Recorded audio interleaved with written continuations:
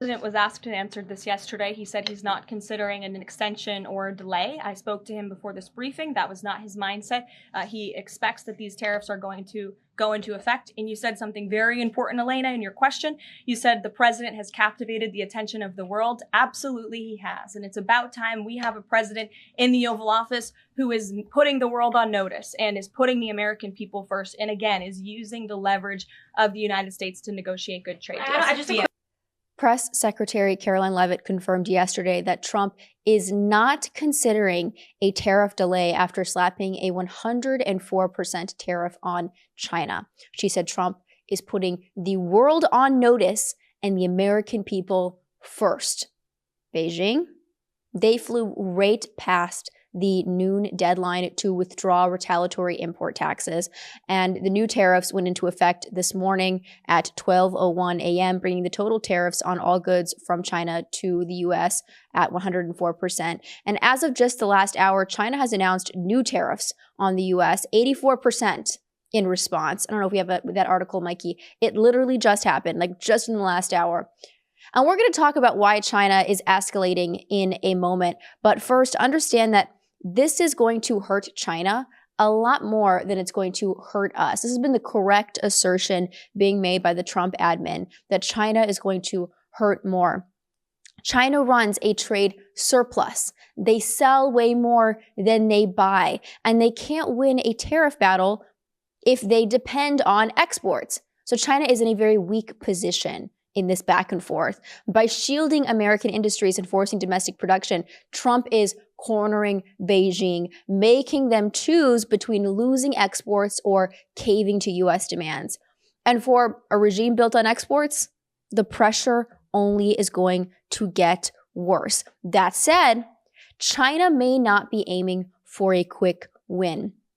This escalation could be a sign that China is prepping for a long, grinding conflict they, and frankly, many in Washington, see as inevitable between the United States and China.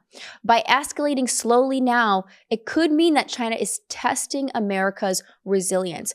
China spent the last 25 years weaving itself into the U.S. economy. And China may think that America's dependence on Chinese trade and manufacturing will eventually sap our strength. This isn't a new strategy. In the early Middle Ages, Venice started as a small and vulnerable trading partner of Byzantium. Byzantium granted Venice special trade privileges, thinking it would enrich and stabilize the empire, but instead, Venice grew rich, powerful, and crucially, indispensable to Byzantine commerce. And over time, the Venetians embedded themselves so deeply into Byzantine affairs that when the empire weakened, they turned on their benefactor. And they actually backed the sack of Constantinople in 1204. China is following the same playbook here. They rose by exploiting our markets, made America dependent on their cheap goods and manufacturing, and now that America is weakened by debt, division, and deindustrialization, they're positioning to pivot from partner to predator. Again, this is a conflict that Washington and China have all seen coming. The bottom line is China isn't just fighting a trade war. They're probably playing the long Venetian game, betting that they can just outlast and ultimately overcome the U.S., even though this is going to be very painful for them as a trade surplus country. And for America, I would say it's better late than never. China's long game is only more likely to succeed the longer that we stay on this path. If we don't reindustrialize and stop depending on our enemy for survival, we will not survive. And by the way, this whole mess traces back to a man named Bill Clinton, who, by the way, should probably be in jail because of his role on the Jeffrey Epstein Island. I don't know why he's being awarded and honored by Democrats still to this day. But if we're going to talk about why everybody should be really angry at Bill Clinton, why the Bill Clinton legacy is so horrendous, despite Jeffrey Epstein. Don't even talk about Jeffrey Epstein. Don't even talk about what he did in the Oval Office. If you ask Trump, he has a lot to say about it. But in 2001, Bill Clinton pushed for China's entry into the World Trade Organization, and he promised that it would benefit America. He said China would open its markets, buy American products, and play fair. Let's take a listen to what Bill Clinton promised would happen. The WTO agreement will move China in the right direction. It will advance the goals America has worked for in China for the past 3 decades. And of course, it will advance our own economic interests.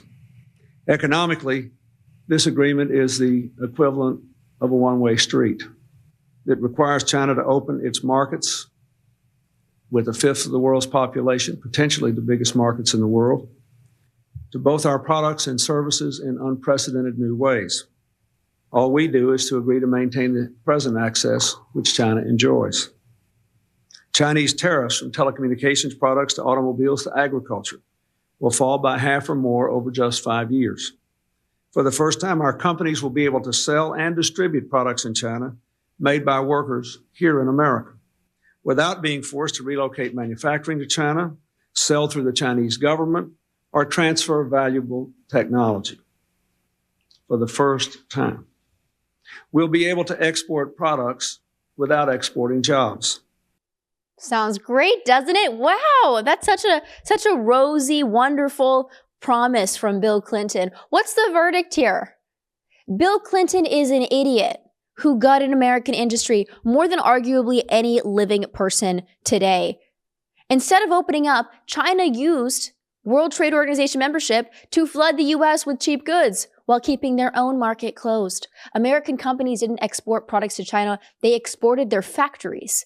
Millions of good-paying jobs vanished in this country. Towns across America hollowed out. China got rich, America got weak, because Bill Clinton believed the fantasy that China would play fair, when they really always play for keeps.